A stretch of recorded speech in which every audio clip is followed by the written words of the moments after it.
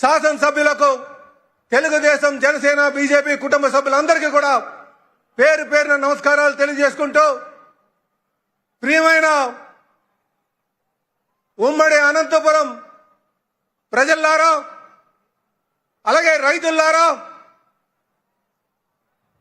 మీ ముందు వచ్చి మాట్లాడే అవకాశం కలిగినందుకు మాకు చాలా ఆనందంగా ఉంది. ఇదే సభను ఎన్నికల ముందు రాజమండ్రిలో నిర్వహించుకుని సూపర్ 6 హామీలను మేము అనౌన్స్ చేశాం. ఈరోజు అనంతపురంలో ఆ హామీలన్నీ కూడా సుమారు 90% హామీలు నెరవేర్చుకొని ఇక్కడ ఈ సభ పెట్టడం జరిగిందని చెప్పి తెలియజేస్తున్నాం. ఇది సూపర్ 6 సూపర్ హిట్ అయిందని సందర్భంలో పెట్టినటువంటి మీటింగ్. ఈరోజు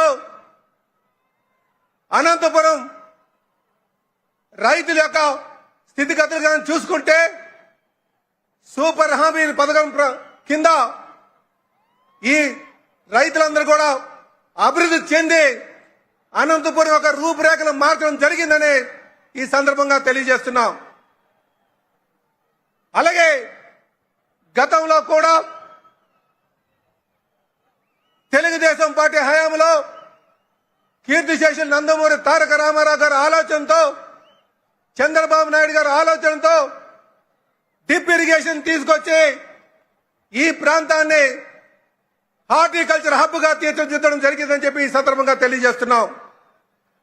అలాగే చంద్రబాబు గారి నాయకత్వంలో కియా మోటార్స్ తీసుకొచ్చి ఈ ప్రాంతాన్ని ఆటోమొబైల్ హబ్ గా తీర్చిదిద్దడం జరిగిందని చెప్పి ఈ సందర్భంగా తెలియజేస్తున్నాం. ఈరోజు ఈ కూటమి ప్రభుత్వంలో ఏరోస్పేస్ ఇండస్ట్రీ తీసుకొచ్చి భవిష్యత్తులో ఏరోస్పేస్ హబ్ గా తీర్చిదిద్దబోతున్నామని చెప్పి ఈ సందర్భంగా తెలియజేస్తున్నాం. అలాగే సోదరులారా, గత ప్రభుత్వం కేవలం సంక్షేమం అంటే చాలు అనుకుని వాళ్ళు గడిపారు. కానీ ఈ ప్రభుత్వం సంక్షేమంతో పాటు అభివృద్ధిని సంపద సృష్టిని కూడా సమపాల్లో తీసుకెళ్లి వెళ్తున్నదన్న సంగతి మీరు గుర్తించాలి. అలాగే జగన్మోహన్ రెడ్డి గారు గత 5 సంవత్సరాలుగా ఫ్రేక్ ప్రచారంతో 3 ప్రాంతాల మధ్యన చిచ్చు పెడుతూ వారు కాలయాపన చేసినటువంటి పరిస్థితి ఈరోజు. అలాగే ఫ్రేక్ ప్రచారంతో పాటు 3 ప్రాంతాలని మధ్యన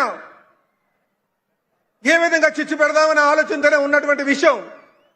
ఉత్తరాంధ్రకు వెళ్తే స్టీల్ ప్లాంట్ ప్రైవేటైజేషన్ అయిపోయిందంటారు, అమరావతికి వస్తే నీటి మునిగిపోయిందంటారు, రాయలసీమకు వస్తే రైతులు మందు తాగి చనిపోయారంటారు.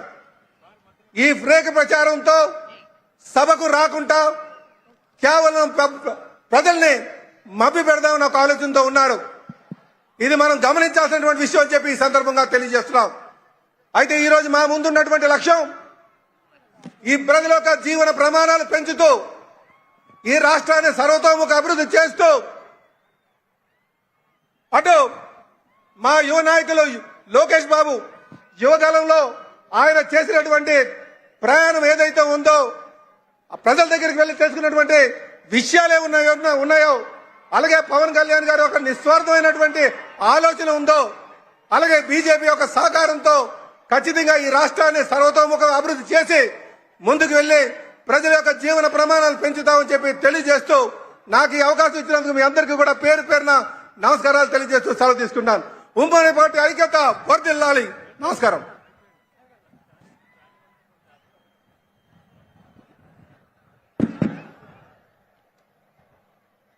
ఈనాటి ముఖ్య అతిథుల్లో భాగంగా